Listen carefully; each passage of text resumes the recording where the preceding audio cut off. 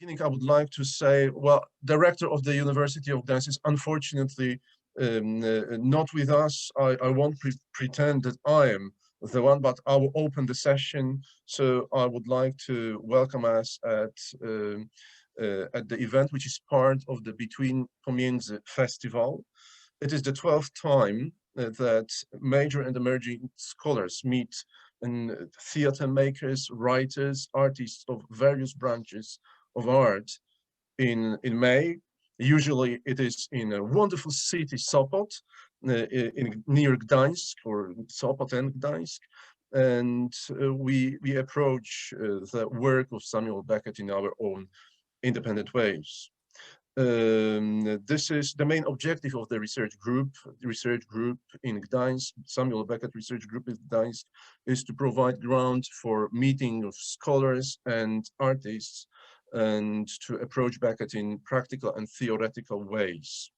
This year, I would like to dedicate the entire seminar to two people, but at the same time to address the situation in which we are. I would like to dedicate this meeting to the memory of Ryszard Rączewski and Professor Jerzy Limon, who in their own ways supported the ideas of the Beckett seminar in Gdańsk. And Ryszard was an actor. John worked with him. Stanley worked with him. Professor Jerzy Limon was a scholar, my senior colleague, who was the person who, from the very beginning, hugely supported the idea of organizing such meetings in Gdańsk. I would like to express gratitude to the partners of the seminar, Florida State University, Federal University of Goiás in Brazil, and the Trinity Center for Beckett Studies at Trinity College in Ireland, as well as the honorary patron, the Irish Embassy in Poland. I think that today's meeting is particularly important to stress that for the 12th time, Professor Stanley Gontarski is here with us. Okay, so it's like this is the person, except for a few of us, who participated in every single Beckett seminar in Gdańsk, and is the honorary patron of the research group. Stanley, thank you so much for making it possible to celebrate Ohio Impromptu and the 40th anniversary of its creation, the piece which is so close to you, and in fact, which in many ways we can meet and discuss thanks to you.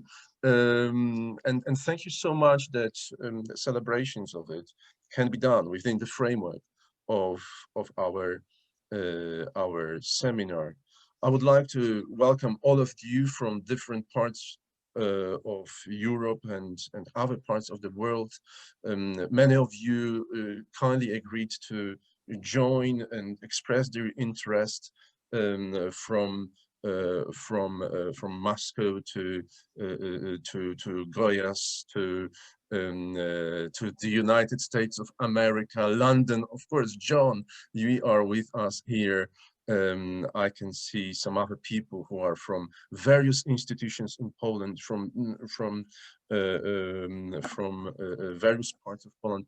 Thank you so much for getting this response, enormous response to the invitation, and I hope that it will be very instructive time to us. And I hope that the format which we arrived at, joining well, some live conversation and some sort of homework, I would say, that's the most convenient way, I believe, to deal with it. Last but not least, I would like to thank Dominika Front, who coordinated the entire communication with you and supported the communication as well as other matters. And I would like to thank Bartosz Pastuszka, who is with us, and he is silent, but without his technical knowledge, nothing like that would happen. Okay, so Bartek, thank you so much for your support. I think that we may move on to the first part of the seminar, and I have to say I'm honored to begin the session, which is a discussion of the article sent to us. Well, the plenary, the keynote address sent to us by Professor Stanley Gontarski. Stan, thank you so much for your initiative and for your keynote lecture that you not only sent as a paper, but also as a recording. Beckett's dystopian trilogy, Part 1, The Irrelevance of Godot. I think, Stanley, that at the beginning I would like to ask you to that I will ask you for a short introduction of this piece, and then I'm ready to ask you questions, but I think that it would be the most convenient for all of us to ask the questions that you arrived with, perhaps by uttering them, or if you prefer, use the chat to ask this question. I think both options are possible. And it will take around 30 minutes. Then we'll move on to the second part, proper celebration of Ohio at 40, and getting deeply into various ideas that this piece brought to mind by our guests today. Stanley, take the floor, please. Okay. As Tomek mentioned, I've been part of this conference since the beginning, the last dozen years, and have been asked to do a talk regularly. What that allows is to do a different kind of talk, and I think that most of those 12 talks that I've delivered over those years might be characterized as contrarian. They have tended to move against the main currents of Beckett criticism, in part out of a really serious fear of simply repeating what other people have said. And one of the themes that I've explored in many of those talks is whether or not we've been asking the right questions about Beckett's work. As I'm sure you know, the answers one gets are often closely associated with the questions one asks. Very often the answers are already embedded in the questions. So stepping back periodically and asking, are we asking the right questions about this work? And I've done 3 or 4 talks on that theme. And the talk for this 12th meeting is also on that theme. There's been a massive preoccupation since 1953 about attempting to identify Godot. Much ink spilled on this question. And Beckett always playfully deflected those questions. And so I'm posing the issue today. What if that's not the right question? What if that is a digression? In my paper, I called it a red herring. I did a sort of rough Polish translation of that essay, and it really stumped me how to deal with czerwone śledź. Somehow that didn't seem quite to play in Polish. But I posed the possibility that Godot is something of a red herring and irrelevant thereby to the play. And so we've got 70 plus years of criticism, maybe going down the wrong path. Now, that's only one question. I mean, if Godot is irrelevant, what is relevant then? And I would argue that, as Beckett mentioned many, many times, the core of the play is lucky speech. Still misunderstood from 1953. There's a new production in New York that's still available now, an online Zoom production of Waiting for Godot. It was reviewed in the New York Times on May 7th of this year, and you can still watch that. It has some stars in it, Ethan Hawke and the like. But if you look at Jesse Green's review in the New York Times, he's still talking about lucky speech as 9 minutes of gibberish. Well, you know, I mean, after 70 years, maybe we could have formulated a more sophisticated approach to this. You know, I mean, it's been a part of the difficulty of dealing with Beckett's work is how many of the forces are at work to homogenize it, to make it more acceptable. And almost a death knell to Beckett's work is having it taught in American high schools, where it gets reduced to cliches like, it is theater of the absurd. It's not supposed to make sense.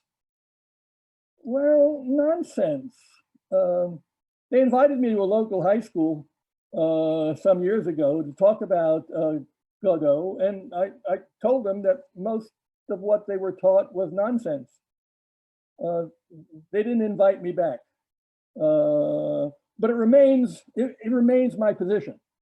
So today, at least in one sense, I'm trying to deal with whether or not we've been asking the wrong questions about Godot, and they're still being asked in popular newspapers like the New York Times and the like. And if that's not the right question, what is the right question? And my answer to that is that it's all in lucky speech, which Beckett took an awful lot of trouble rewriting. And some of the quotes that I use in this talk are from what was generally considered a lost translation, Beckett's first translation of Waiting for Godot.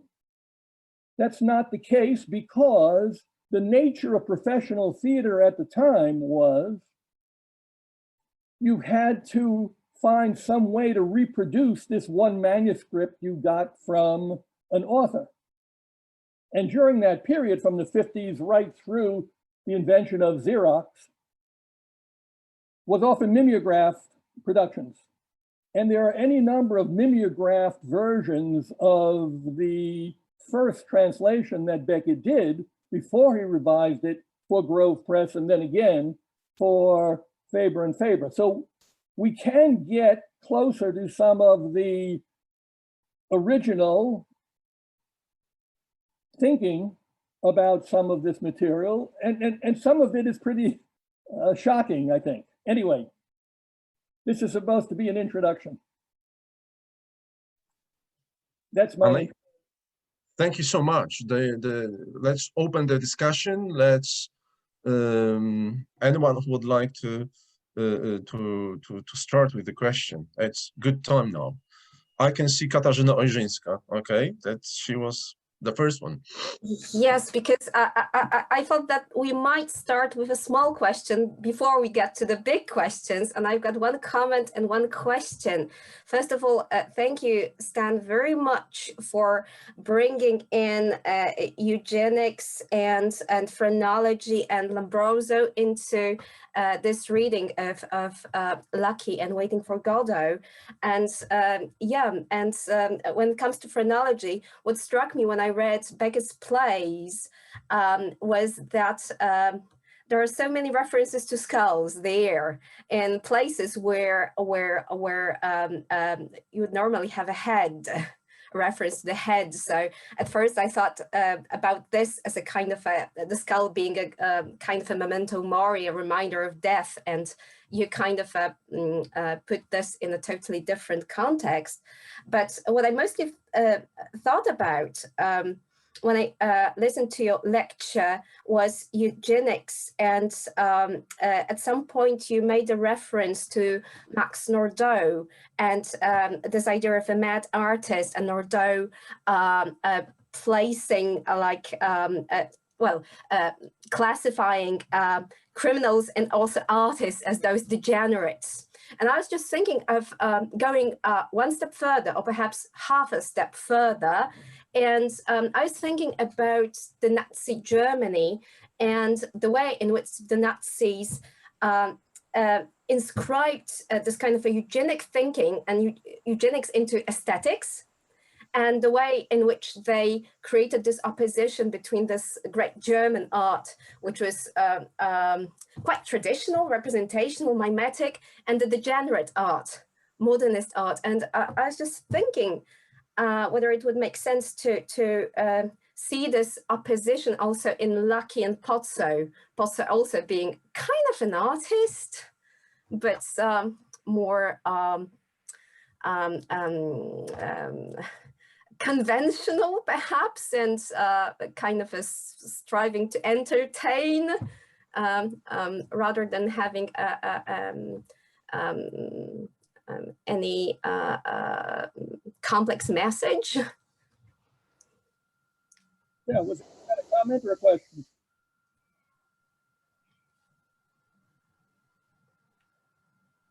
So I couldn't hear you. Oh, I'm sorry.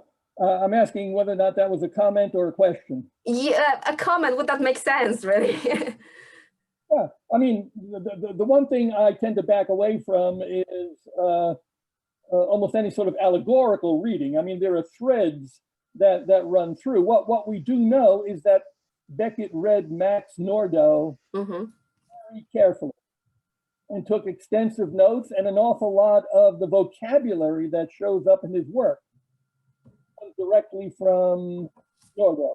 But what we haven't looked at all that closely is how outrageous this wildly popular book.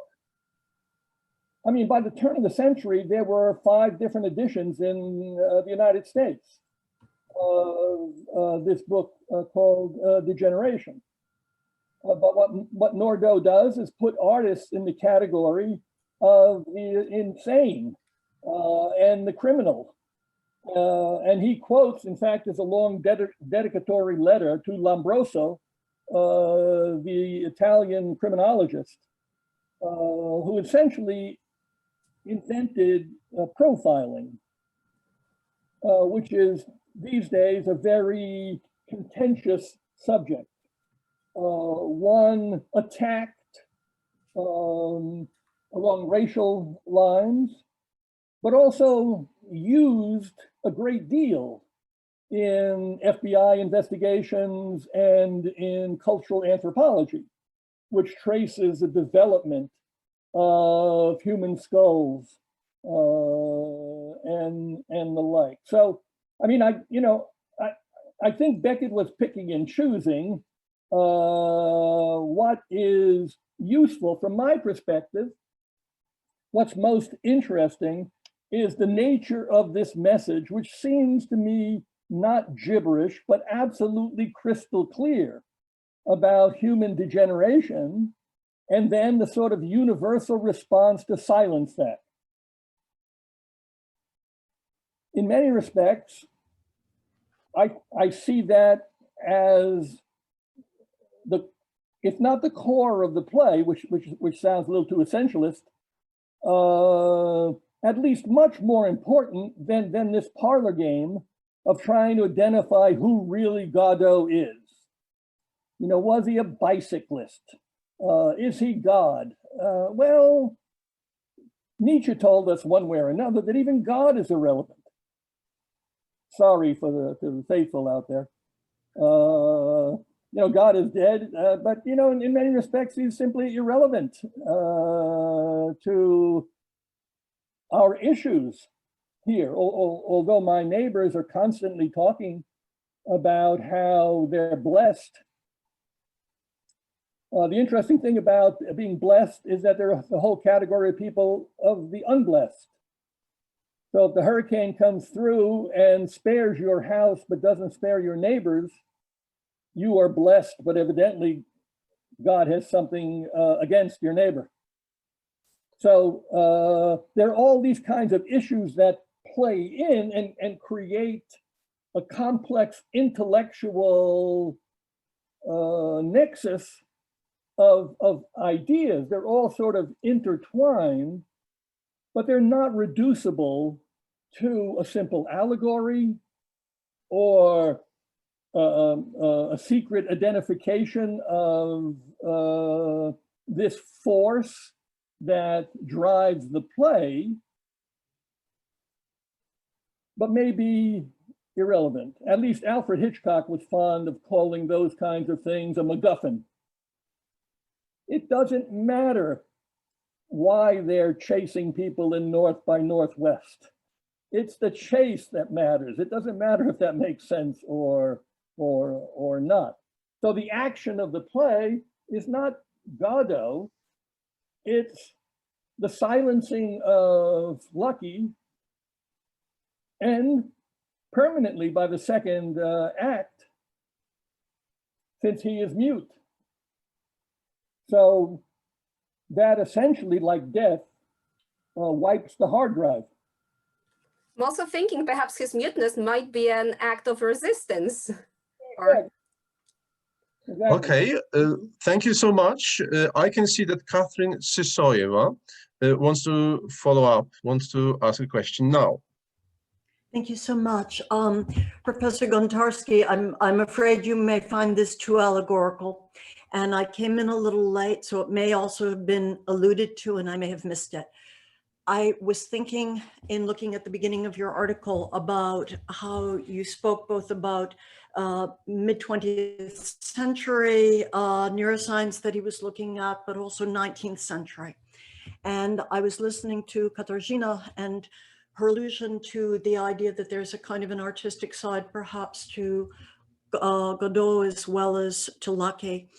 And I'm wondering if it is relevant to speak of at least a ghosting through of the master-slave relationships that were running through performance in the 19th century. So you had all of these colonial people who were being shown, right? And so you very much have that kind of an energy against us between Pozzo and Lucky. Do you see this as, again, I'm not trying to map an allegory here or look for an explanation, but as something which is ghosting through the text in ways that are resonant for you?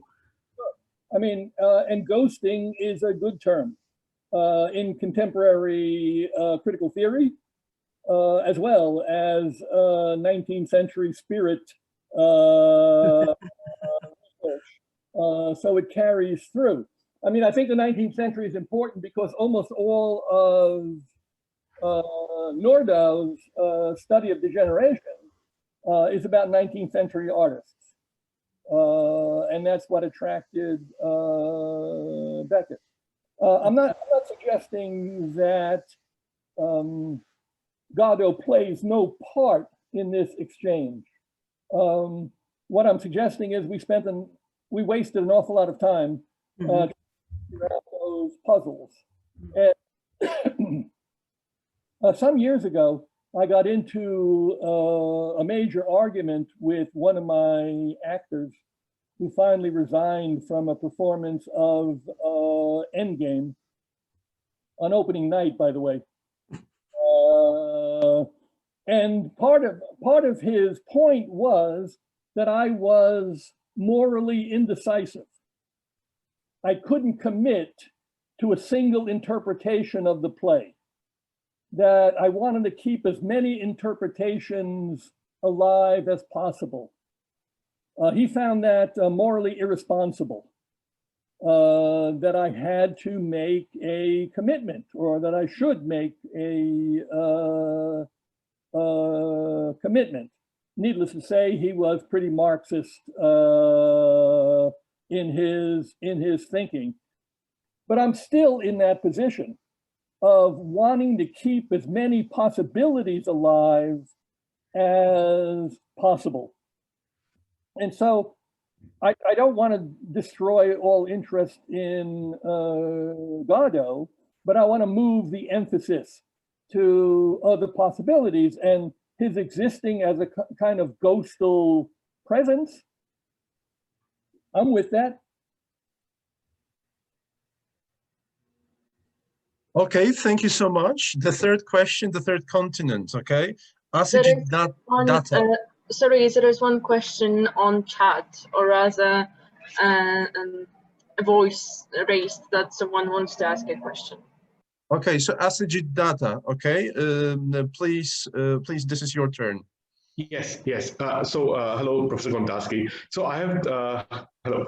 So I'd say, attended my postgraduate seminar last term from India, which meant that he was getting up at 3 o'clock in the morning from this seminar.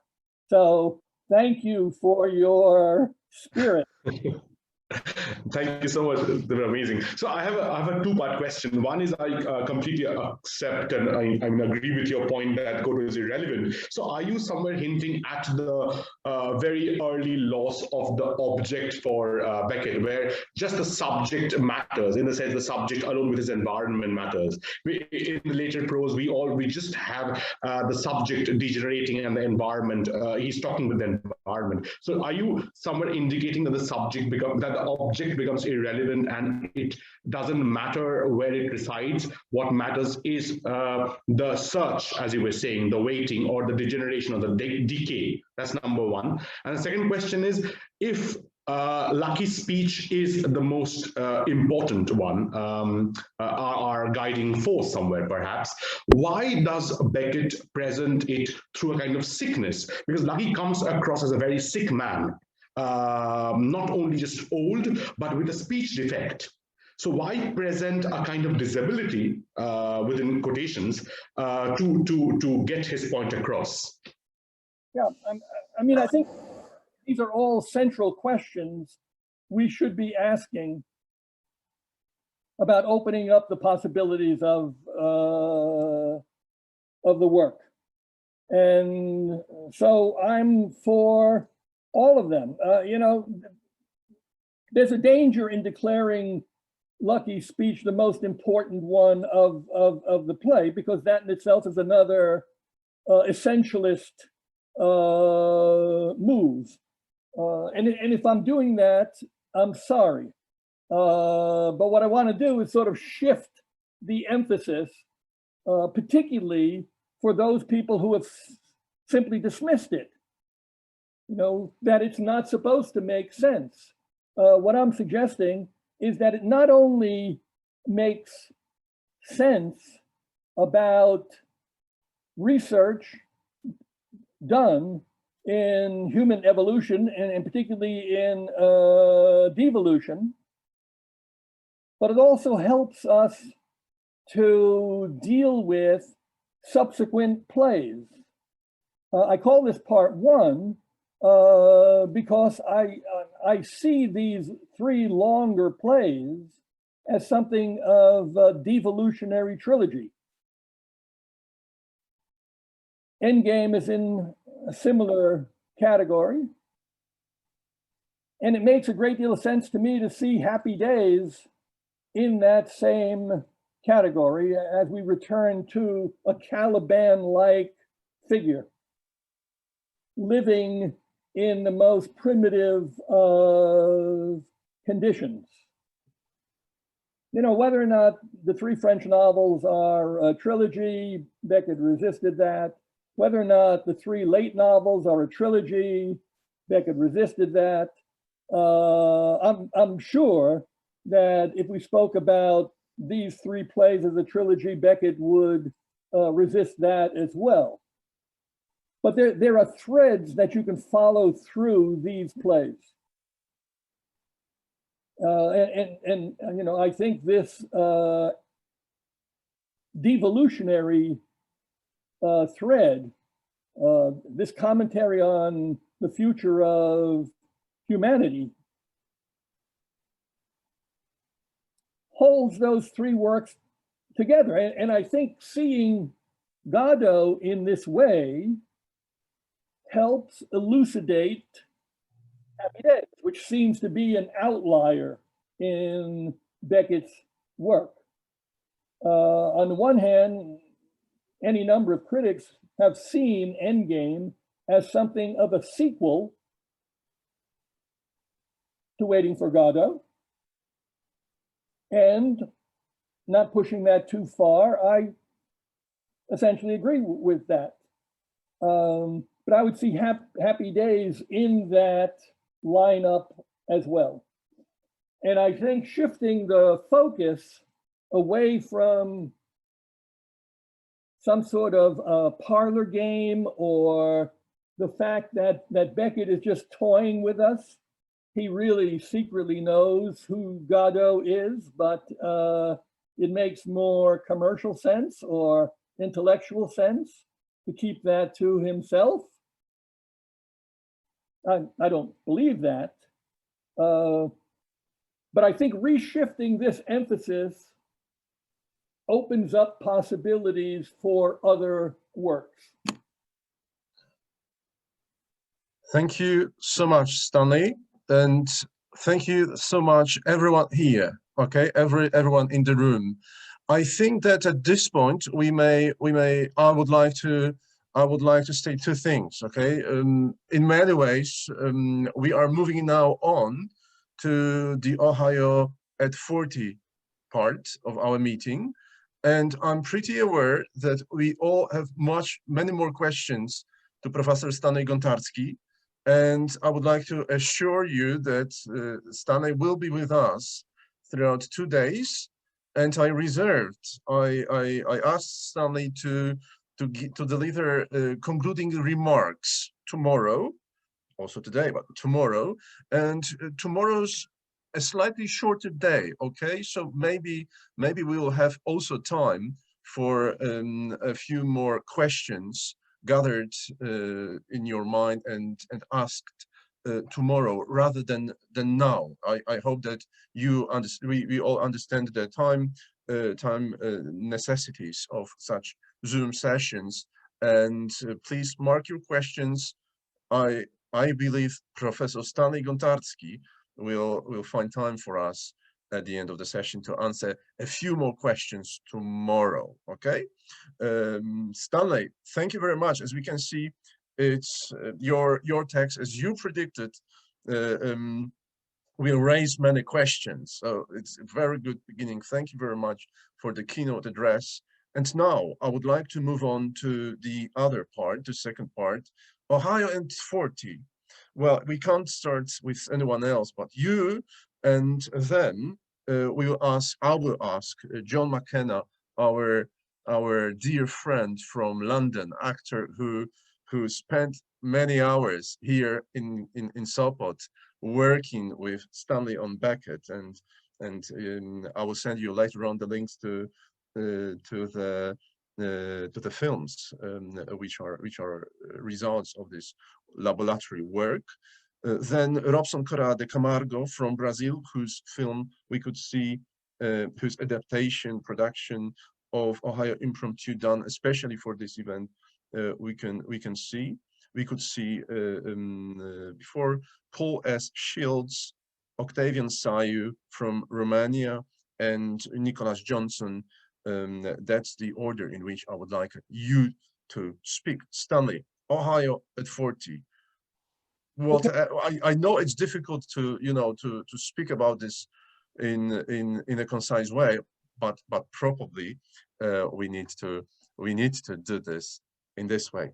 Stanley. Well, as it turns out, much of what I have to say about the play, I realized I just read proofs yesterday to an essay that will be in Nick Johnson's anthology of Beckett's Voices, which I guess since I've read proofs, it'll be out in 2021. But there's a substantial discussion of Ohio Impromptu in that essay, which is called Unbodied Voices, the Thing Itself and Beckett's Neural Theater. So that's a plug for Nick. Also, like the Godot, Ohio Impromptu is still very much at play internationally in the critical discourse. There's a new biography of Tom Stoppard that has just come out a little while ago by Hermione Lee, a well-respected biographer.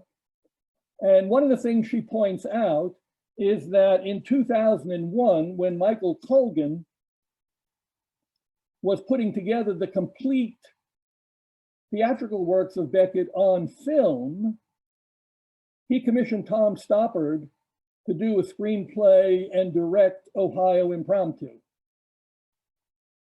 Stoppard was enthusiastic, but wanted to set it in Paris, particularly with a view of the Isle of Swans.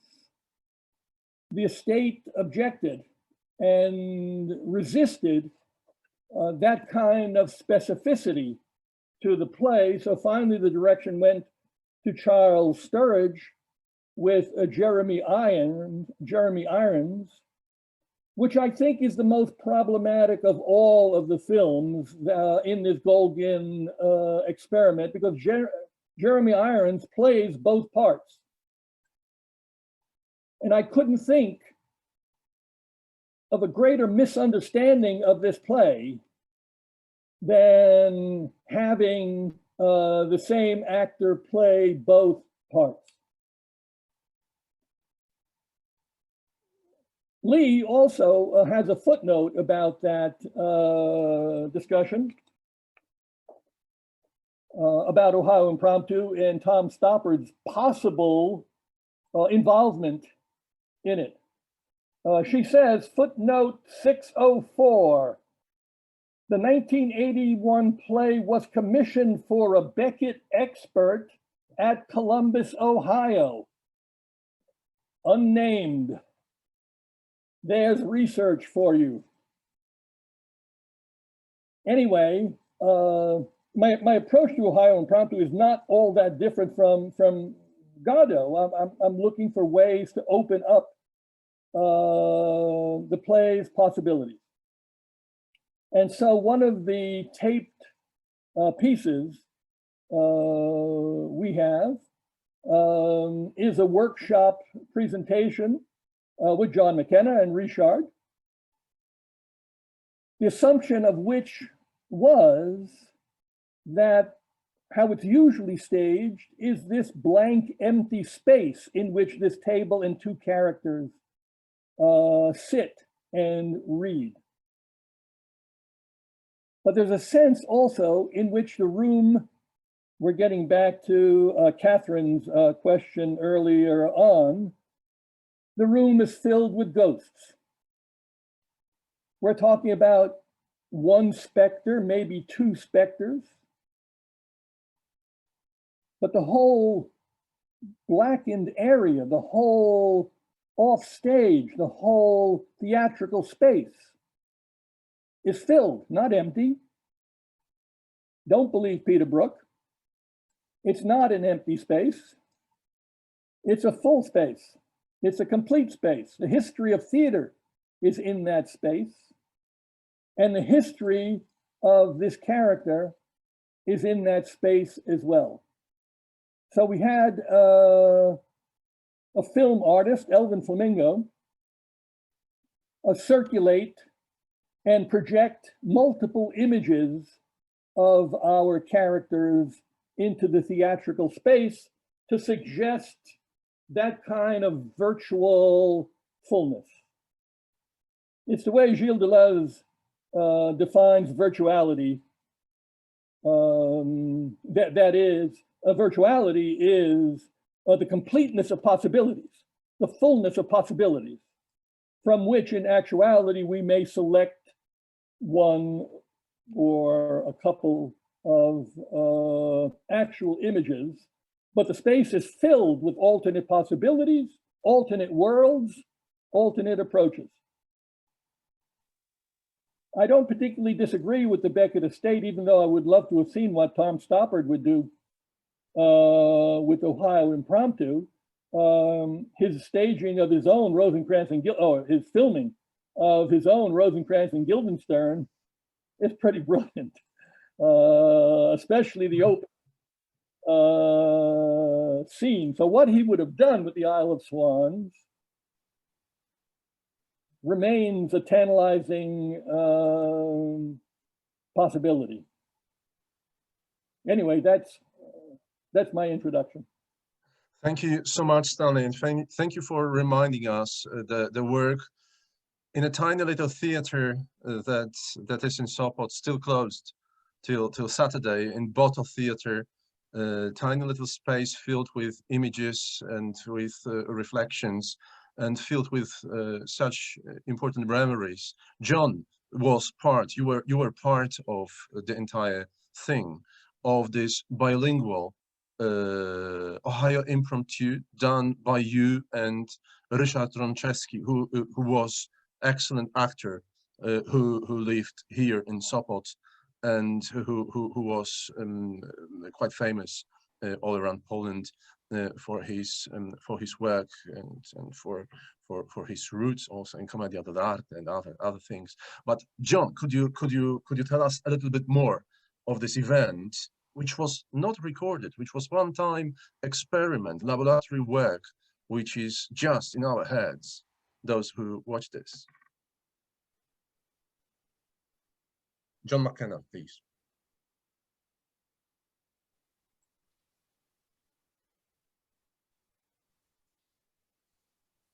Okay, I think we may have some. I could see you, John. I could hear you, John. Can you hear?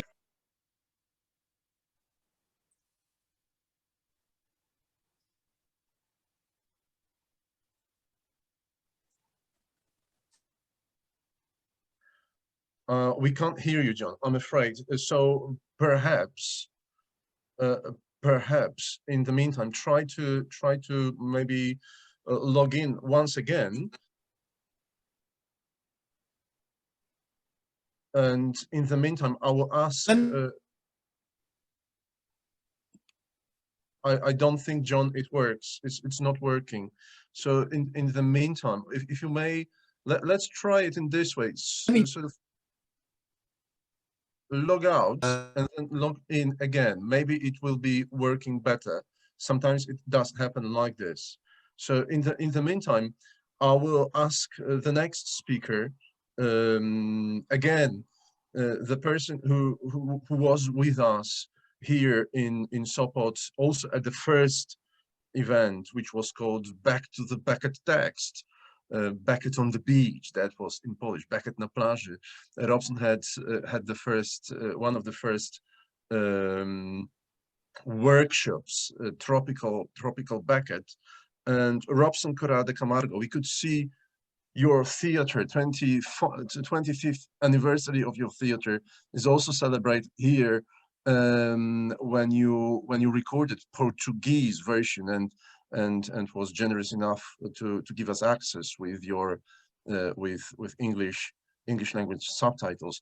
Could you tell us a little bit about your experience with this text? Well, good evening for everyone. I have to say, Ohio Impromptu, in a certain sense, is a dialogue between two persons.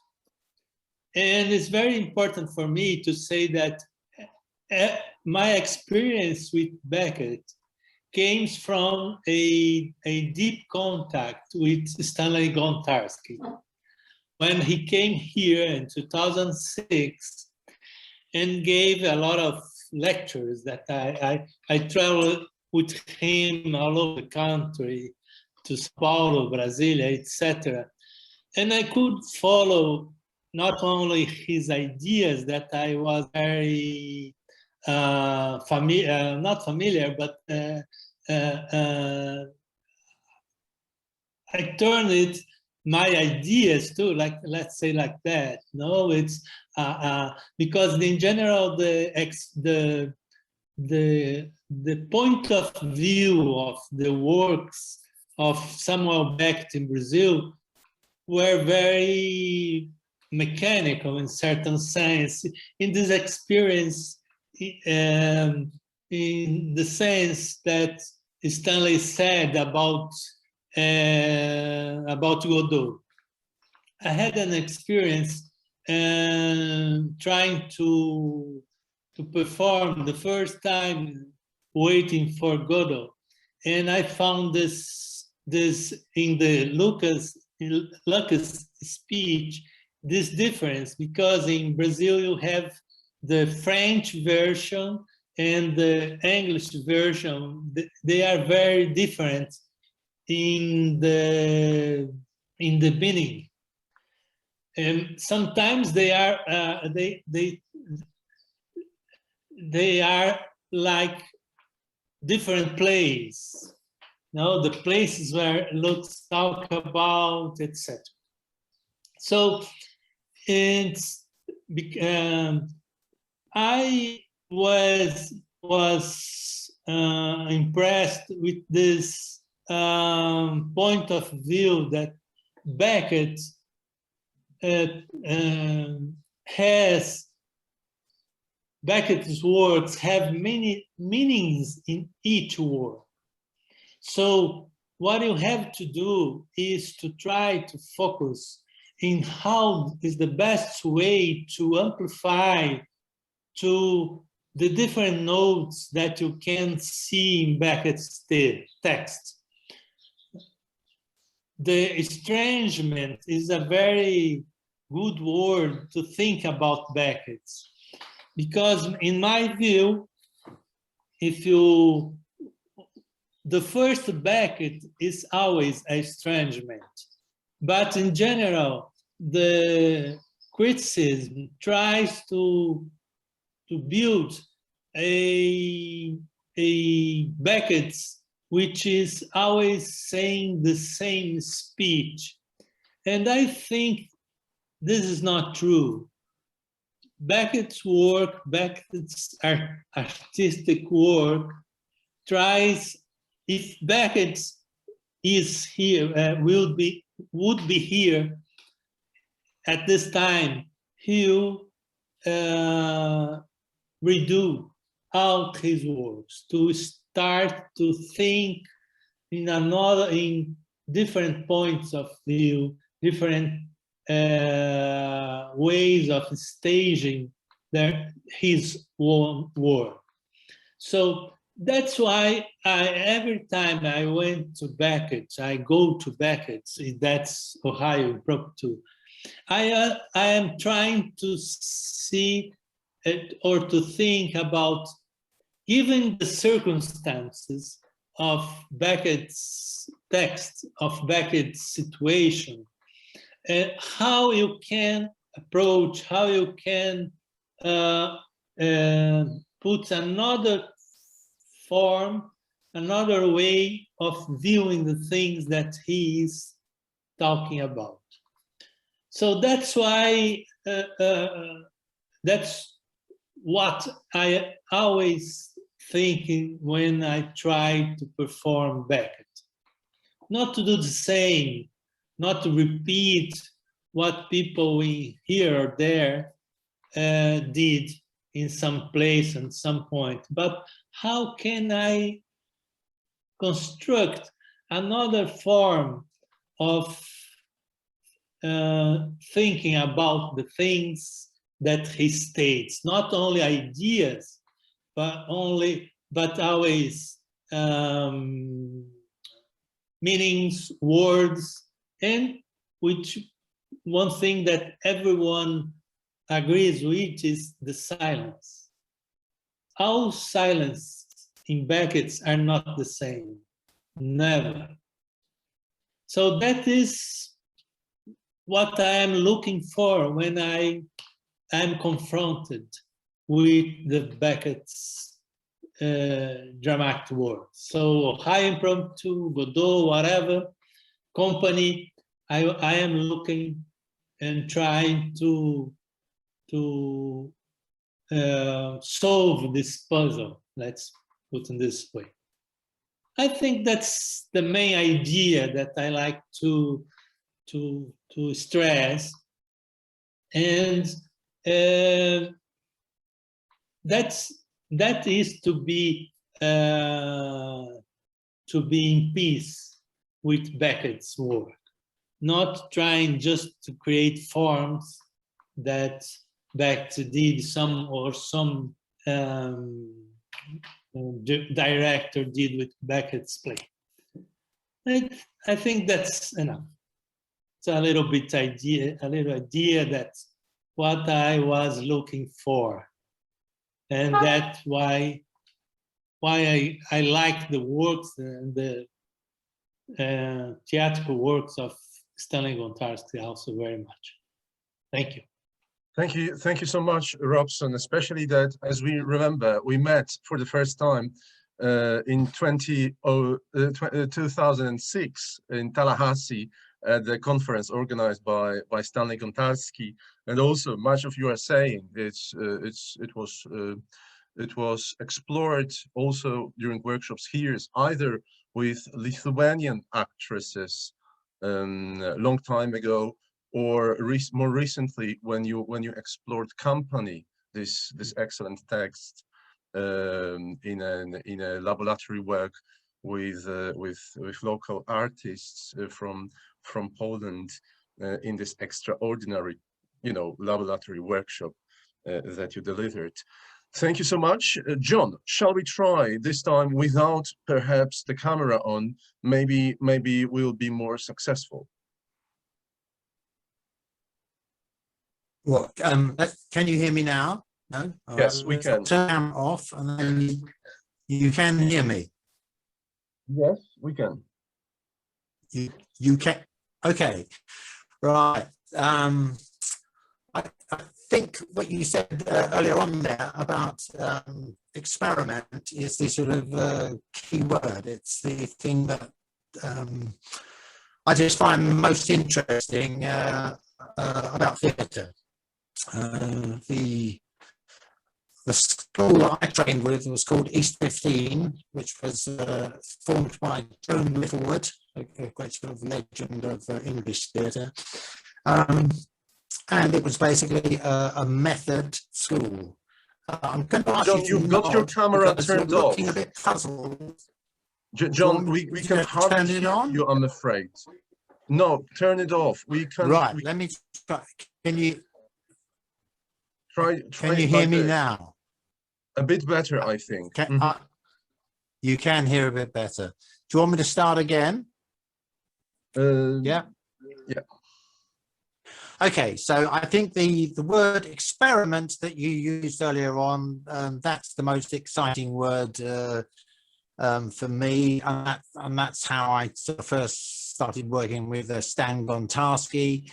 The school that I trained at, East 15, a lot of people sort of call it the first British method acting school. We did a lot of experimentation there. But one of the things that I've always found exciting with a role is actually going off somewhere where nobody knows me at all, and I try and act, walk, talk and speak and come up with the kind of ideas, whether they're outrageous or whatever, and I'll do it in public places. But because I've gone to somewhere where nobody knows who I am, okay, do I come across as authentic? Now, whenever I do this exercise, and I do it quite often with roles, I'll just go to a part of London where nobody knows me, and I'll go into a sex shop or something. And because if the character, I think, would go into a sex shop, I'll go into a sex shop, some sort of thing that I would do. So I've got this conflict going on with me, the person, John McKenna, trying to authentically be the kind of person that would go into a sex shop and ask the manager to show him all the different dildos that they've got going on there. And there's tremendous kind of conflicts happen. Then I'll go around to a cafe and I'll order a cup of tea, but I'll maybe do it in a Yorkshire voice, you know, or a Liverpool voice. I won't do it in my own voice, because I'll do it in the character's voice. Now, I feel like I'm complete and utter fraud when I'm doing that out in public. I think, God, they must be able to see through. But after you've done it for about, I don't know, hour, 2 hours, you start to really kind of get the feeling. John, we are losing you. I'm afraid we've lost you. We've lost you again. Hang on, let me have a look. Let me see if that's happened. Have you got me back? Okay. Yeah, I can't remember where I was, but anyway, that method of trying the character out in public, first of all, is very scary because you feel like such a fraud, but eventually you don't feel such a fraud, and by the time you bring that character back into a rehearsal room, everybody else believes the character. They go, wow, that really works. So it's like, I've always been excited by experiments. And when I first met Stan in London, I'd just been working at the Old Vic with Kevin Spacey. And anyway, so somebody knew about the bookshop, and I met Stan, and he told me about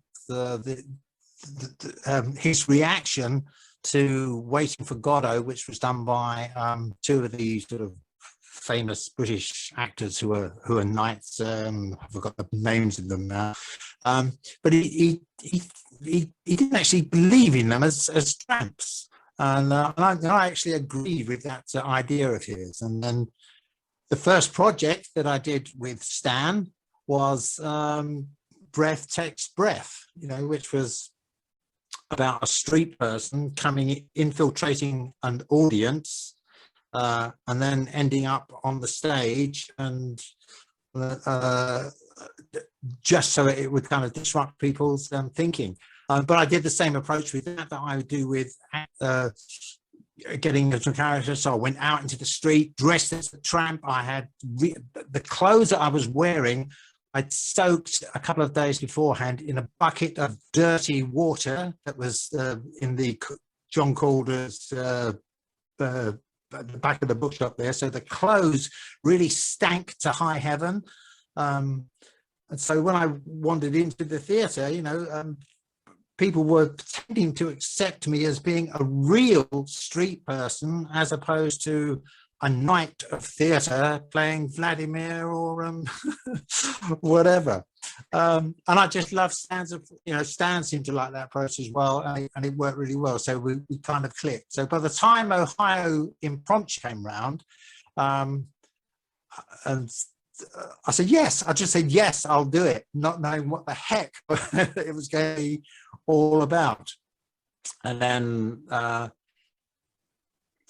so much of it is actually just responding to the moment in that kind of play. I mean, there was Richard, who was this you know, like godlike actor in Poland, like the equivalent of maybe Sir Laurence Olivier here in Great Britain. And he didn't speak English, and I didn't speak Polish, and he was going to be doing his part in Polish, and I was going to be doing my part in English. And then we had Elvin Flamingo, this experimental filmmaker, who was going to be also moving about on the stage and throwing up images on the back. And you know, Stan had said, you know, it's kind of ghosts in the room. So I got that kind of I did Macbeth. I played Macduff in Macbeth years ago, but I mean, that's another play that's just totally filled with ghosts. So I kind of clicked into it in a weird kind of way, but what I liked about it was I really didn't know what was going to be happening next. And we didn't have an awful lot of time to rehearse it either. So but exciting things happened during it and on the instant. And I think because I've done a lot of that kind of work. I mean, I've worked in the street. I've worked with a people's show. There's so much improvisation goes on there. Is that your listening skills and your attentive skills become much sharper, and you suddenly know, you just get this intuition. This will work, and you do it. And it works. If you were asked to explain exactly what, it would take too long, because logic is so much slower than intuition.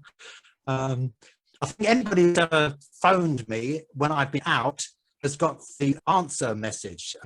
I've used this answer message for years, and it goes like this: "Hello, this is John speaking to you from the past. Leave your message in the present, and I'll get back to you in the future." Now, the present is always the most fascinating. The present is much more fascinating than the past, and it's much more fascinating than the future. I'm not saying that they aren't fascinating, but the present is really fascinating. And if you lose the present, or if you lose the present and you're not in, it's not presence. It doesn't work. Richard was obviously an actor, that had that same kind of thinking. So I could always feel that energy of being in the present. And if you got too far away from that, it just didn't work. I don't know how well other people received it, the people that were watching it, but I really thought it was a very, very, very worthwhile experiment to work with someone in a language you don't understand, and to be working with a crazy filmmaker that's going in and out. Now, is he part of the play or is he not part of the play? And there's all these different elements going up there, and the audience can choose, and maybe assemble it.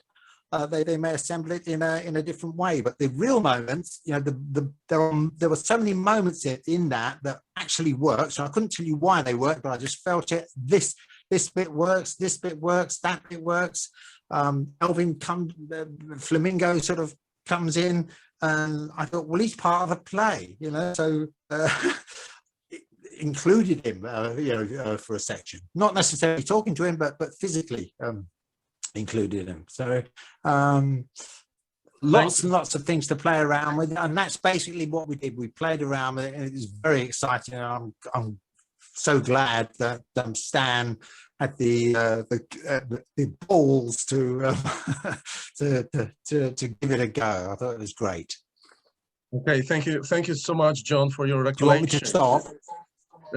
Yeah, I think that's excellent summary of what you said in the disembodied way, with strong mutation in your voice. That's quite interesting, and as a recollection, it's excellent, especially that the small group of people who watched this, that were mainly Beckett sort of interested people who definitely knew the piece.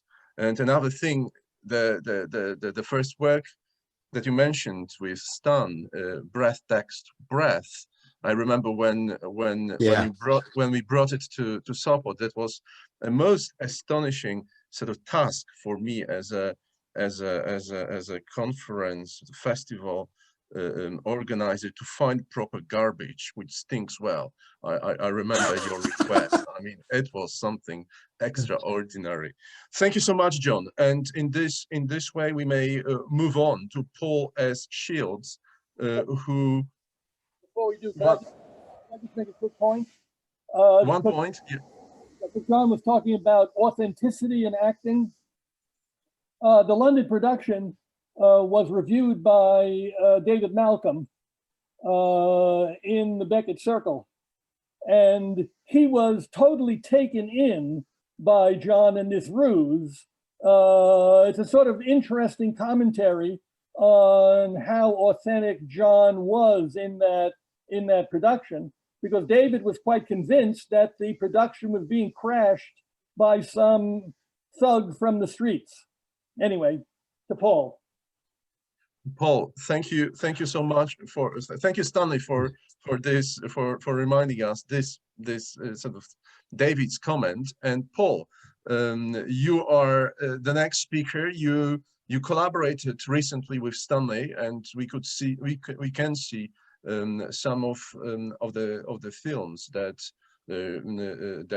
you brought to today's session. And I can, as Stanley indicated at the beginning, we can see in the background very interesting paraphernalia.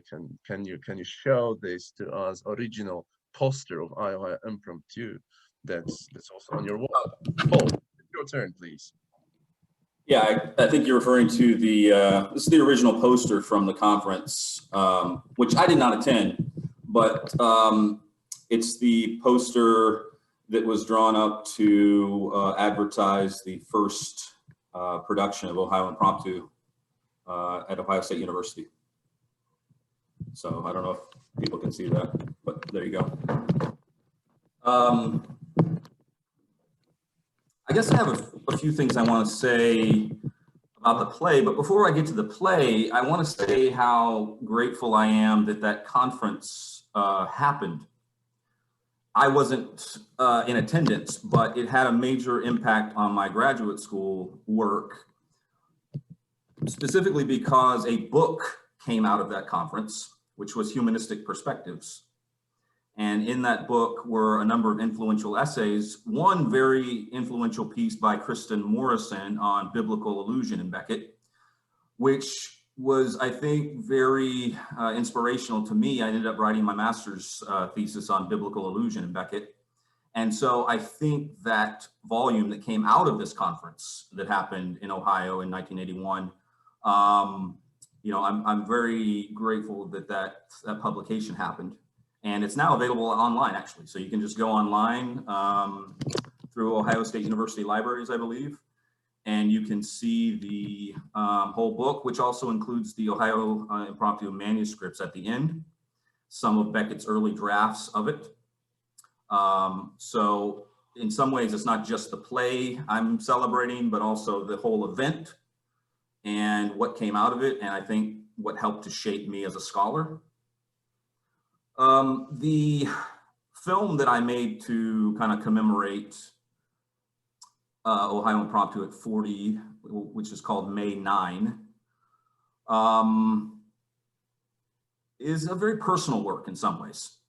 I'm kind of going to move in the opposite direction that Beckett moved, I guess, here, and say that, there's a lot in Ohio Impromptu that is important to me in terms of memory, ghosts, hauntings, a lot of the things that we're talking about up to this point. And so I think I see in that play something that pulls at me, that kind of draws out my own questions of my own hauntings, my own memories. And so what I did in that film, May 9, and it's named, of course, for the debut of Ohio Impromptu on May 9th, 1981, was try to locate some of those ghosts, try to locate some of these hauntings, which that play seems to bring out for me. In some ways, I think it's a bit of a cut-up method that's being used there too. I tried to draw from not only the final text or the final printed text that we have of Ohio Impromptu, but also some of the earlier drafts. And I tried to bring as much of the process that went into the creation of Ohio Impromptu as I could, which is why in the film, you're also going to see some quotes that deal with Stan's, reaching out to Beckett, commissioning this work, and how that kind of fits into the memory of the play and its genesis, how it developed, where it came from. Something really interesting I keep coming across when I study Ohio Impromptu or its development is, you know, Beckett had a lot of trouble, it seemed, producing this or writing it. He would say, you know, I started something and I lost it, or I thought I had something but it went away. I'll keep trying, until it arrived at Stan's house in December of 1980, I think is what it was. And so I'm very interested in not only the play itself, but how it came to be, why it's called Ohio. In some ways it's called Ohio because of where it debuted. But, you know, I think there's more going on there. And there are some really good essays and discussions about that idea of the Isle of Swans and the Statue of Liberty. There's a smaller version of the Statue of Liberty there, kind of hiding in the play, in the setting. And I think there's more happening, and that I have not been able to access fully, even though I've thought about this play for quite a while. There's something more there, and it may go back to what, Stan, you're saying about the whole history of the theater is in that room. And I guess one thing I'd like to try to figure out is what that history is. And can we get at it? Can we access, can we, maybe to use a seance idea, can we contact these ghosts? And who are they? What do they have to tell us? So in making the film, May 9, I tried to explore that in some personal ways, but then it became, you know, a much bigger project, I hope, than just, you know, a personal project. The last thing I'll say is really, it's more of a question that goes back to our discussion of dystopias and Beckett. And this idea, if we are moving from Gatto to Endgame to Happy Days, can we get to Ohio Impromptu as a dystopia? My first thought is, I don't know, I don't think so. And then I think, well, wait a minute, you know, maybe we can. And if the whole history of theater is there, maybe certainly we can. But I don't sense in this play the same type of animosity between characters that you get between Ham and Clove, between Pazzo and Lucky, between characters who tend to play games with each other. There's something more serious. There's almost a love in this play that I don't find in a lot of Beckett's works. A comforting, you know, you hear this idea of, you know, my shade will comfort you. And there doesn't seem to be a poking with the stick. Now, I can be wrong about that, I don't know. And maybe if the whole history of theater is here, we can locate a lot of these things. But for me, there's something very sad about this lost love, about this, you know, these sleepless nights. I think of A Clean, Well-Lighted Place by Hemingway in some ways. And maybe that's what that space is as well, you know, kind of clean, well-lighted place of ghosts, of the struggle to deal with sorrow and heartache. And so that's what I would say. And I'm very grateful for all of the productions that I see of this play. It just says how important these 15 minutes or so are to such a vast audience, you know, and that play that premiered in the Drake Union in Stadium 2 Theater on May 9 of 1981 has had a tremendous impact for me, and it seems for a lot of other people. So I'm very, very grateful for that. Oh, thank you so much for being, on the one hand, so personal, and on the other hand, so general, and sharing so many important thoughts concerning the piece. At this stage, I would like to move on to my dear colleague, Professor Octavian Saiu from Romania, and Octavian, who participated in the festival here, and also worked on Beckett in various places in the world, including Romania and other places. Octavian, it's your turn, please. Thank you so much, Thomas, for the invitation, for the generosity, for the friendship, for making it possible for us to be together in an imaginary sense. And I'm very touched by all these personal insights that you provide with regard to the guests whom you've brought together, because I think it tells us a lot about you as an intellectual, but also as a human being. There is something very endearing about all these references with regard to when you met somebody, when you discovered something, and so on. And for me, this brings me back to my first experience in Sopot in the context of the festival and the conference that you organize. And of course, then meeting Professor Gontarski for the first time, which was in Joycean terms, an advance of grace, because there was somebody whose work I admired all the time and whom I eventually had the chance to actually meet and talk to. And now, again, I can see him in this kind of disembodying fashion, because it is so, not only because some of us have to turn the camera off, but because via Zoom, through Zoom, first of all, we have the non-negotiable dilemma of the gaze, which is to say where we look. If I look towards the screen is one thing, if I look towards the camera is another thing. But it's also the notion of not being able to appreciate and perceive the body in its entirety. And in that sense, it creates almost a Beckettian paradox that we all have to be aware of.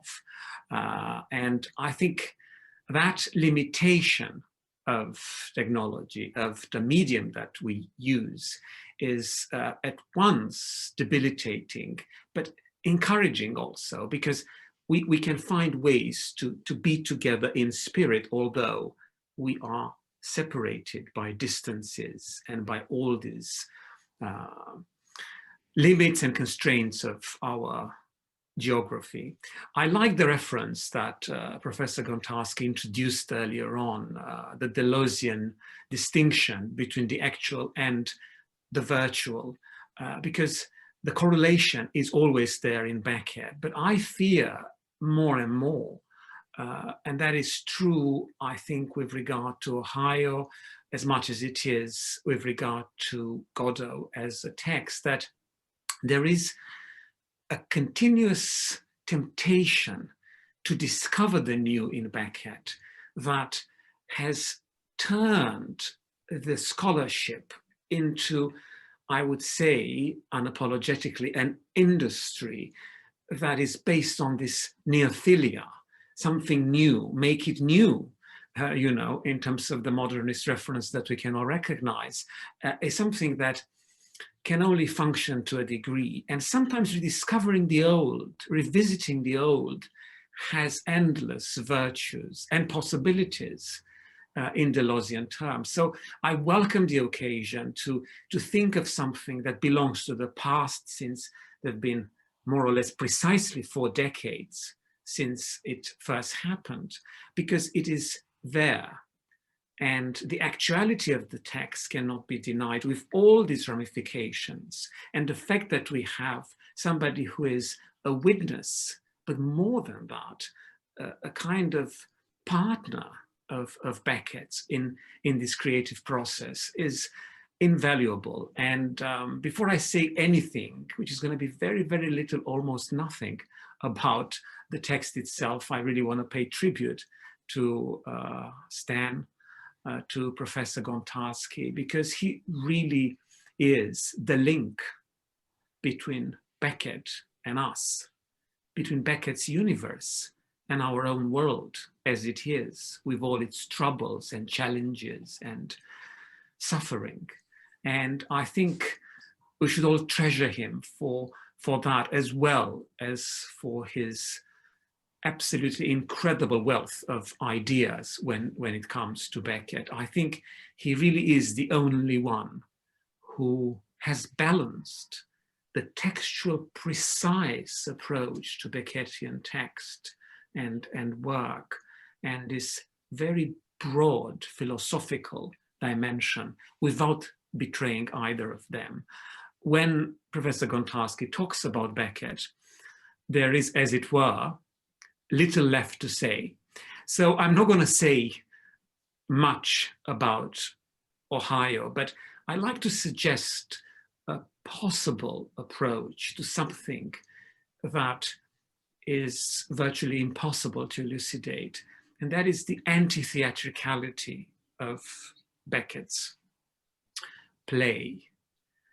And the first question that I think is unavoidable is, why did Beckett choose theatre, and why did he persist in writing for the theatre if, by all accounts, everything that he did is against the core values of this art form, presence and present?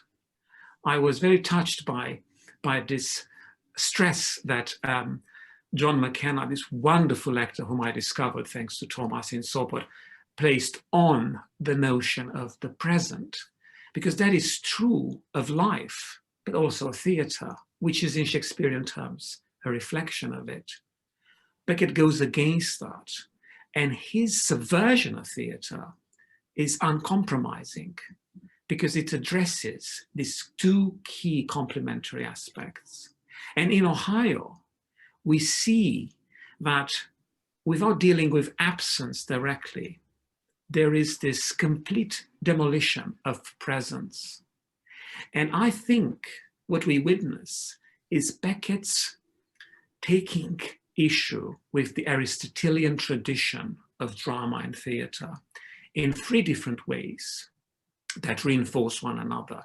And I think that is virtually the crux of the matter in terms of staging Ohio, but also in terms of watching it as a spectator, because the implied existence of the spectator is always there in Beckett, there or thereabout.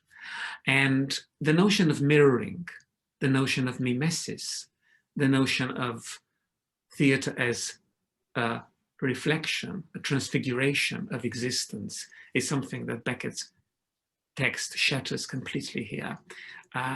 The irrelevance of character in a way that is more explicit perhaps than in his entire drama is something that is clearly introduced as a theme in Ohio.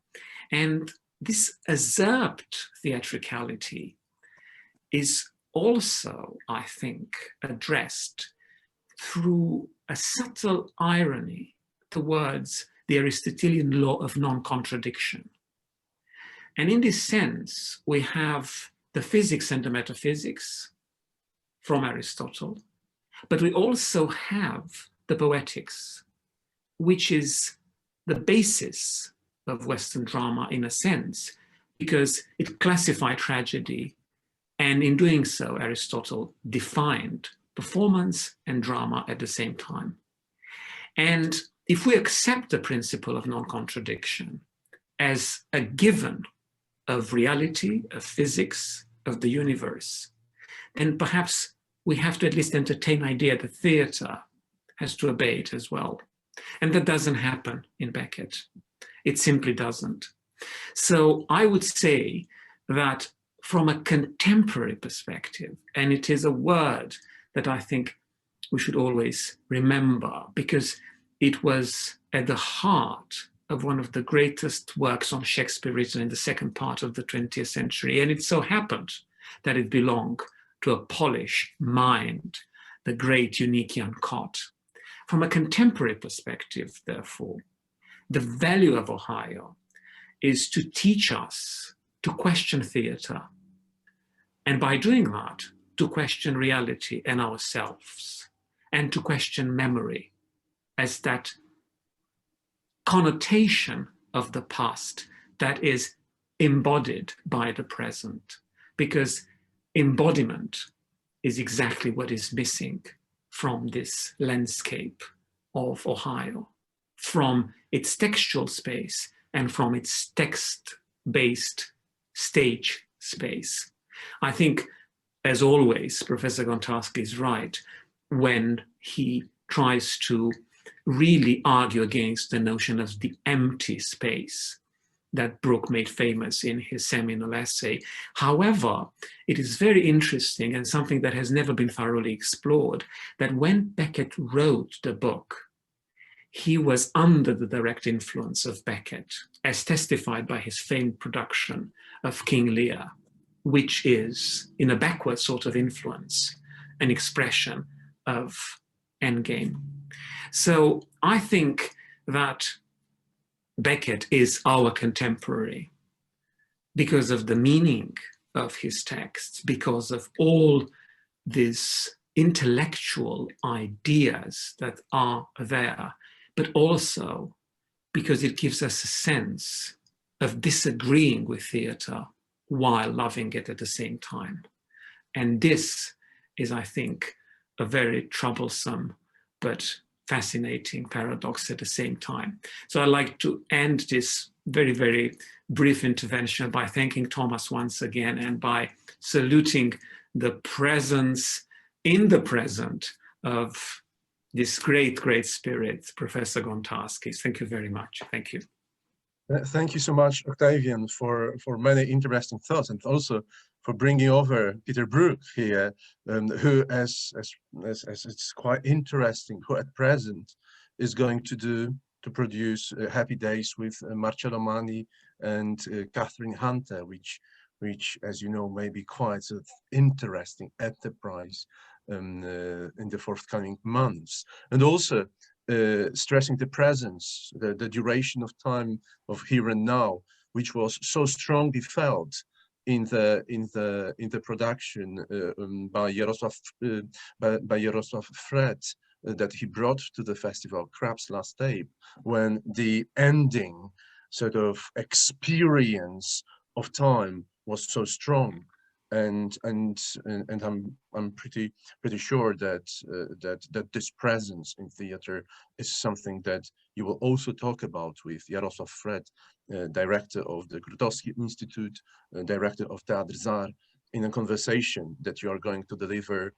Correct me, it's tomorrow, 5:30. Yes, it is, Thomas, and I couldn't be more grateful for you introducing this in the discussion, because I didn't dare say it, but I'd like to invite everybody to watch this dialogue with Jarosław Fred, because I think it's in a way applied research, and I'm sure Professor Gontarski agrees with me that talking to the artist is something that is so precious in terms of understanding their creative strategies, their work, but also the very essence of their universe. And because, just very, very briefly, Professor Gontarski mentioned Michael Colgan, I was privileged to host a conversation at Edinburgh International Festival in 2013 during the Beckett series that I chaired and organized over there in the program of Edinburgh International Festival. And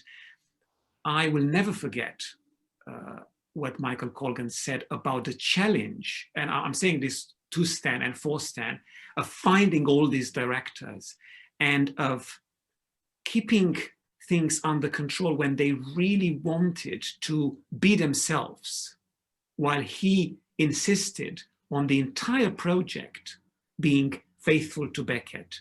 And I think the greatest merit of the Beckett on Film series, for all its flaws, is that it really reached that balance between the personality of the director and the actors involved, and that sense of maintaining the value and the integrity of the texts. Thanks a lot, Octavian, for this additional point. In this way, we may move on to Trinity College Dublin, to to Nicholas Johnson, okay? And Nicholas, I know that you will share with us some images. Please take the floor. Thank you so much, Tomek, and a warm greeting to all of you. I really wish that I were there with you in Poland. Certainly many happy memories of Sopot of the recent years. And it's really an honor to be part of this panel, to be able to comment on the work that you shared in advance. It's always fascinating for me to do a kind of syncretic reading of, intercultural renditions of Beckett across language, across culture, seeing multiple productions in Portuguese and being able to review those against both historical interpretation and adaptation, in the kind of laboratory or experimental context, that work is very close to my heart. So I think typically of me, I'm going to try to perform a bit of synthesis in about 5 minutes. So I'm just going to keep a clock running here, Tomek, because I know you might be pressed for time on your end. And perhaps we get the chance to speak again about these issues. So I suppose I saw one part of my role when I heard the brief for this conversation that Ohio Impromptu is turning 40, was just to remind the community that Professor Gontarski gave materials to Trinity College Dublin from the life's work so far of much of the work engaged with Ohio Impromptu, but also quite a number of other fascinating materials. And I think that just a short introduction to what the holdings are here at the library might be useful for people to see what is available, so that if you do make your way to Trinity in the future or to Dublin, you know what's there and you see the value of that possibility. I think I might start with just exposing what that is, sharing that catalog and explaining it briefly. And then I'll say 2 or 3 words about the way that we see a connection between these threads that have been brought up today, which is the archive and the manuscript, the sort of messy contingent development of a work. So in Beckett's creative life, the way that the journey through the manuscript is revealing. And obviously the people who are here in this room are some of the people who have done the strongest early work on that idea, the idea of Beckett's intent of undoing, or the kind of vaguening that's going on of autobiographical reference in the play. And so being able to trace that through the manuscript development is in a way an important half of the battle. But I think that we err if we see that as separate from the work's interesting, contingent, messy journey through different cultures and contexts and theater cultures afterwards. And I think, in fact, rather than seeing manuscript scholarship and performance scholarship as somehow separate, I'm very interested in my work in the way that performance work, and as the work transitions across borders and across language and across context or even medium, it reveals elements back of what that origin was actually about, so that we don't need to see it in temporal terms as a past and a future, but rather as a kind of collapsing into a unit of a thought, which is being continuously embodied as time goes on. The first embodier of that thought being Beckett, the traces of that embodiment appearing in the manuscripts, and then this kind of continuous process from the very first production on of adaptation, and the idea that every performance of a play is an adaptation of that context, of that local embodiment, of that locality, of that language, of that voice, the traditions and the embodiment that we bring to it ourselves. And so I see a great beauty in that. And so I'm not holding up manuscripts, what I'm about to show you, in any kind of way that says, here is where the truth is to be found, but rather to say, this is one piece of this beautiful puzzle. And I was very aligned as I heard Stan talk about the ways in which trying to keep these possibilities open in the work as it goes. That's in a way the great challenge, because the drift of the culture is to make it concise, make it simple, make it monetizable, commodify it in some way that we can sort of neutralize it and then let it move forward without that complexity, without that complication. And I think that's where this work has the potential to kind of bring us into new spaces. So with your permission, I might just share the screen. And Stan, I'm afraid I'm going to embarrass you first with a personal photograph there of yourself and Bernard Meehan, who was the head of the archive at that time, at the moment of acquisition, when the catalog was being displayed and announced in the long room there. So hopefully a happy memory of when we were all together, unmasked, and able to enjoy pints and dinner together, for starters. And then, so starting with embodiment, we move then to the mechanical. The archive entry for this cataloged archive, the Gontarski Beckett collection, given the number TCD MS 11465. You all can see that, right, on your end? Is that working? Yeah, okay. So essentially there are 6 boxes in that scope.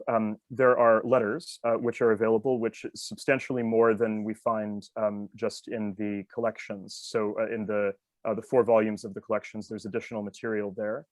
The Ohio impromptu material consists of a 3-sheet manuscript draft, 2-sheet annotations in typescript from that work, and 3 annotated in pencil, 4 with the title page typescript copy of the work.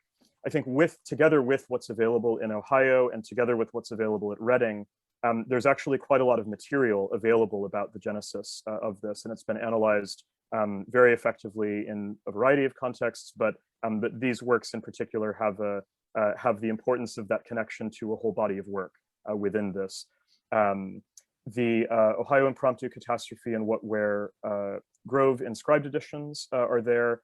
The revisions I find fascinating from the Theatrical Notebooks, Volume 2, and that has a range of corrections from Beckett, from Gontarski, and from Nolson.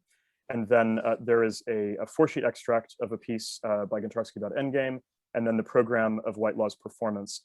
In separate boxes, not in this part of this acquisition, there's also, I think, substantial posters and translations of Beckett's work in translation, which is a huge part of the collection that is of real importance, enduring importance to the library in thinking about how the work transitions across language. So just for a brief example, the things I got permission to display at today's session. This is a director's notebook, I think Stan will recognize from a production of Happy Days, and has a few interesting markups that are in the directorial processual nature of performance that reveal elements of rehearsal and process. I think this has a variety of similar hands. This is material from Endgame with reference to the German production, if I'm not mistaken. And then we have an example of the international acquisition, the portion of this which is about Beckett's transition across culture, posters, presentations, and volumes that are Beckett's production worldwide, and elements that go beyond the sort of moment of origin to think more about those concentric outer circles as the work has traveled through the world and affected so many other lives. So I'm sure I'm past 5 minutes. I'm at 7, so I'm going to stall myself there. But I suppose as a final thought, to link us back to a comment that was made initially about Lucky, something I kept thinking about as I was reading your talk, Stan, was the fact that many of the actors were ahead of the critics on this one, and particularly Jack McGowan in his discourse about the role of Lucky was adamant that this was a Shakespearean speech. It was in iambic pentameter, and adamant that it was a grammatical sentence, that it could be parsed, that it was a thought that a person is holding through from beginning to end, and that it was not nonsense, but in fact a communicable idea. And for reading about that, being able to sort of see actors' testimony, I think this speaks to the value of the kind of work that was done by you on the theatrical notebooks and in your directorial practice, which is accessible through elements like the manuscript that help us to see how when a work is embodied in performance, it reveals elements of the text that critics who might be reading very closely and thinking about origins might be likely to miss and might be apt to miss. So for me, this valorizes the strength of the theater and of the practitioner as a component of our research and of the life of the work as it continues to live beyond us and beyond our generations into the future and into other cultures as well. So thank you so much for the opportunity to join you all today, and I look forward to continuing the Sopot life remotely tomorrow and on Saturday. Okay, Nicholas, thank you so much, and thank you also for mentioning this importance of actorial exploration of the text, that they can be of such value for research, and this is actually something that you are doing, as we could witness also here in Sopot when you worked with non-professional actors, with students who revealed so many interesting aspects of the text you worked with. So I'm pretty convinced that what you are saying has deep meaning. Thank you so much. We've got some 15 minutes for possible questions, for possible 1-2 questions probably to all the speakers, to any of the speakers. Please take the floor.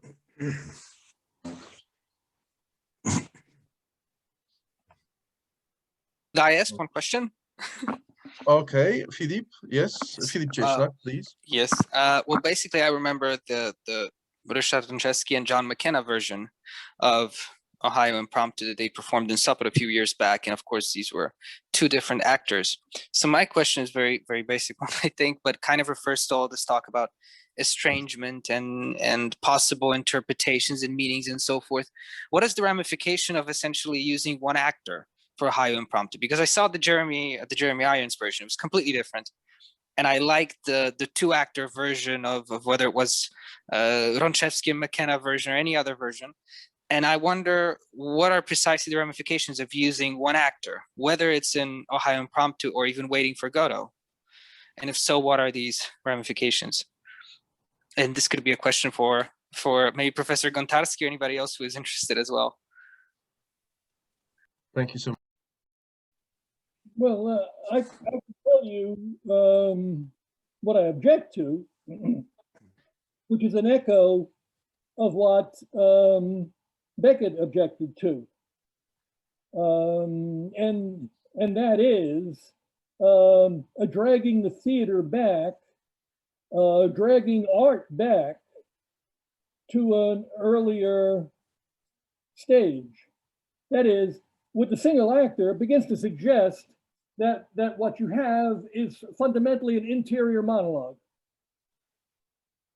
I can remember Beckett talking with a number of directors who wanted to adapt his prose to the stage.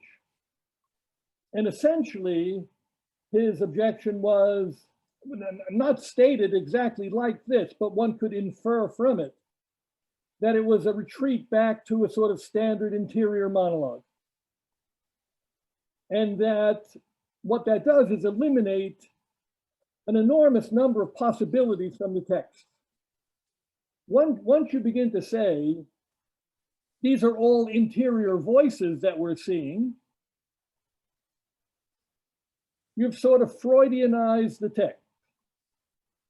You've turned it into a traditional interior monologue, which is interesting in its own way, but it's not what Beckett is doing.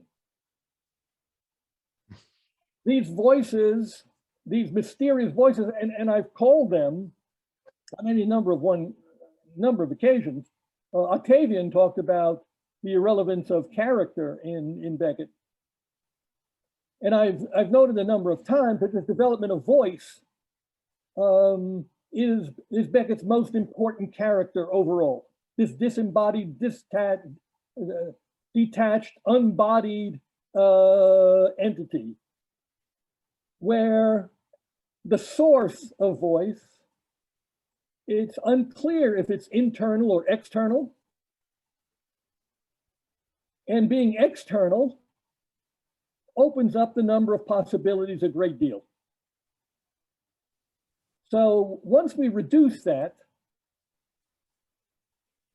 to a kind of more manageable, I would even say homogenized image, it begins to make things maybe too manageable. That is, it tends to close off the text rather than open it up. Beckett is not James Joyce. He's not a traditional modernist thinking in terms of some sort of core bodily reality. There are mysterious voices out there, as there are mysterious images out there. I think one of the things that this workshop on Ohio Impromptu with Elvin Flamingo was supposed to suggest is that there are alternate worlds out there, and not that the world really is in the subconscious, and it is thereby a sort of controlled entity. You know, it may have its own complexities there, but it doesn't blur that distinction between inside and outside. the interior and the au-delà. And there's sometimes no accounting for these voices that come from the exterior. That's my best shot, Philip. Thank you so much, Stanley. Anyone else? As I wrote, there is probably time for one more question. John, without your camera on, please. No, I'll just off or on? On. Hang on.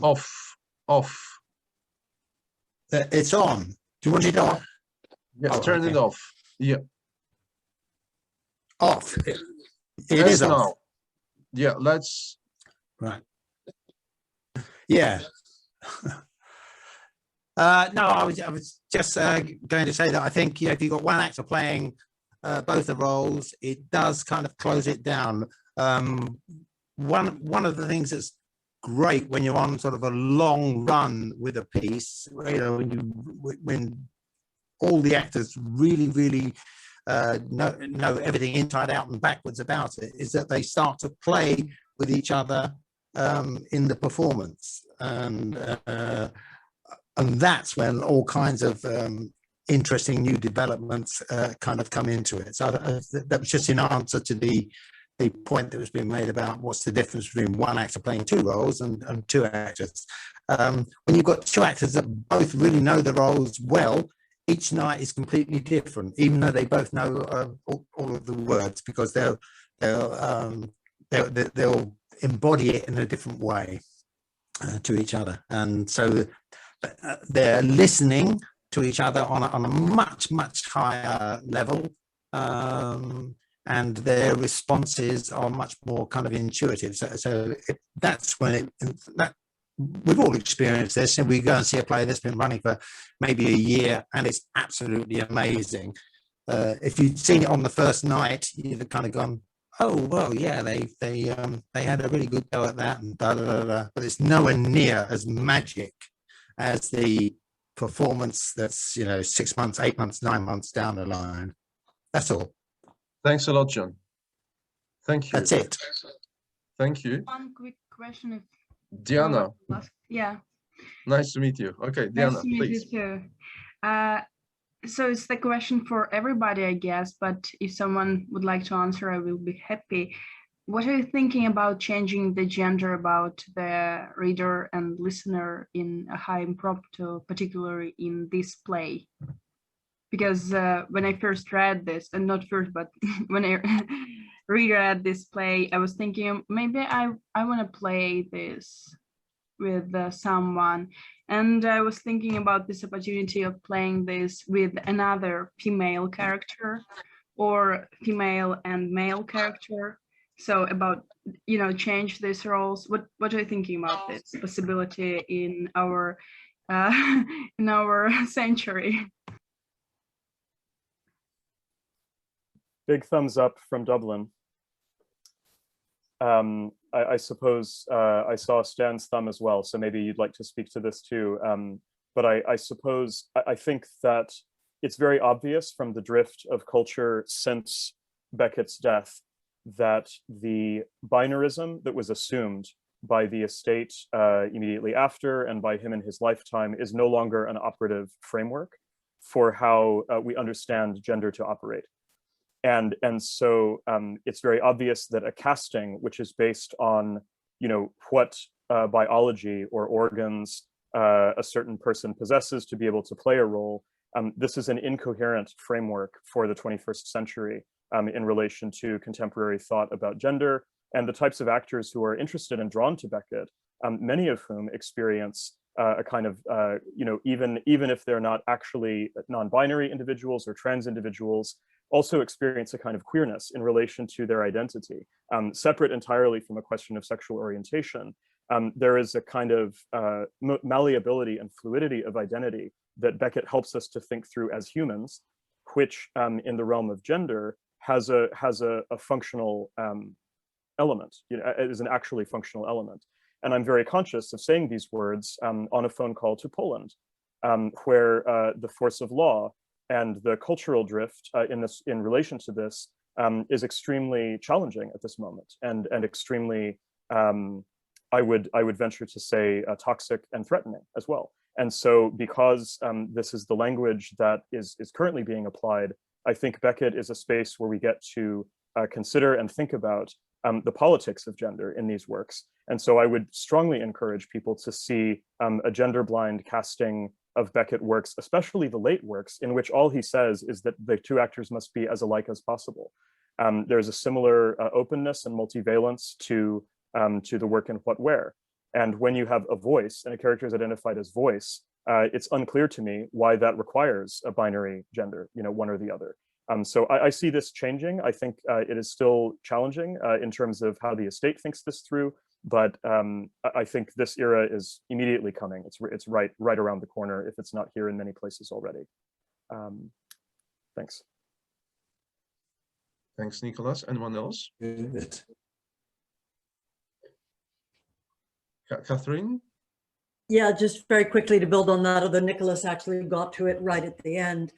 I was curious about the estate on this, because the fact remains that in the contracts, one of the stipulations which is still declared is that there shall be no gender changes. And I'm entirely in agreement that in the late plays, particularly, you have a number of plays. You see this also in Nacht und Drama, where there's nothing particularly gendered in any framework about who's doing what, but it may still be written into the text. And so I'm wondering, has that changed at all with the estate in spite of what's encoded in the contracts? Anyone could speak to that.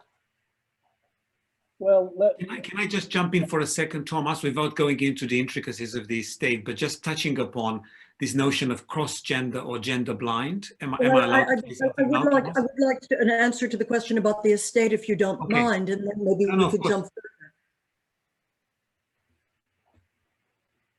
Okay, very briefly. I can answer. I mean, I suppose I didn't know if someone else wanted to. The answer is that it's protean, shifting, uncertain, confusing, and somewhat incoherent. It depends on what we talk about when we speak about the estate. Are we speaking about, Curtis Brown, a business entity which, controls the business contracts for a certain scale of production? Or are we speaking about the personal preferences of Edward, who is behind that, but who expresses different forms of preference based on conditions which are mobile? And then, of course, actual practice, which out in the world, much experimentation is going on, which is not covered by those elements. So it's a little bit thorny to say. I think you will see much more about this, in the years and weeks. I mean, weeks, months, and years ahead. I think this is being theorized at the moment. It's being critiqued at the moment. There's a lot of conversation happening, in London. There are productions which are being considered in this way. My colleague and collaborator, Jonathan Heron, has written an essay on this for the forthcoming Oxford Handbook of Beckett Studies. So there will be a lot of work coming out in this regard. And I think the practice, just the fact of the query of a binary contract will not be coherent in the very near future. Won't be sustainable, will be subject to challenge, and I think can't go on, if I may say. Thank you, Okay. Nicholas. 1 minute to Octavian, and then final remarks from Stanley. Okay. Could I just 1 minute to Octavian, and then Stanley's, final I think comment. if Stan wants to say something right now, I'm more than delighted to listen to him first. Okay, I just wanted to say, particularly because Thomas introduced this cultural reference that relates to the topic directly and indirectly. Kathleen Hunter, she is an actress whose features are almost strikingly androgynous. And I say this because of her work in Japan with the great contemporary artist Hideki Noda, whose interest is in deconstructing kabuki. And of course, in kabuki, as we know, the role of the onagata is always performed by a man, Tamasaburo being the undisputed master. And I think in the way Brooke decided to cast her in a production that was virtually gender blind, we can find some deep meaning and some valuable lessons as to how to address this. Because as a critic, which is to say as a spectator, I feel inherently apprehensive about a performance that uses gender as a political statement with regard to Beckett. And I think that would be a pitfall for everyone to avoid. However, if organically this is something that emerges from the relationship between the artist and the text, I think we should all embrace it in the name of the fluidity of gender that we witness in our contemporary world, but also in the name of that authenticity that John beautifully spoke about earlier on. That's all I wanted to say in order to qualify this excitement about a theme that is very generous and very engaging. But I would say, particularly in view of this avalanche of the cancel culture, also a little bit dangerous. And I'm more than pleased now to listen to Stan about anything and everything. Okay, so before that, I just want to add that Catherine Hunter was a fantastic King Lear and Richard III. Exactly. I agree on this. Stanley, that's the floor to you. We concise summary for today. Concise? Me? Thank you. That was great. Stanley Gontarski, thank you so much. Stanley, come on. Well, one of the things of is interesting when I did the Blackwell companion to Samuel Beckett back in maybe 2010 or so, to use one of Peter Brook's images from his collection, his staging of short plays called Fragments. I think it's a wholly inappropriate title, but that's another story. But his Come and Go had two males flanking Catherine. And so I insisted that this had to be the cover for the Blackwell Beckett companion. I guess the only conclusion we can draw from that is don't mess with Peter Brook. That maybe you can bully others, but not Peter Brook, working through essentially the Complicité group. The other anecdote, I'm not sure if Robson is with us or without us, but his Godot back in 2005 had a Pozzo who was a dominatrix. She was a female, leather-clad, looked sort of sexually maddening. But of course, he did that in Guyana, which is outside of the Anglo-French power structure of Beckett oversight. So Robson also was a sort of ahead of the curve with his casting, brilliant actress casting of Godot. The only other thing I want to say, if I'm supposed to do a summary and sort of an oblique comment to Catherine, and pretty much a summary of what Nick has already said, that the times they are changing. How fast is another matter. There is an operatic version of Ohio Impromptu.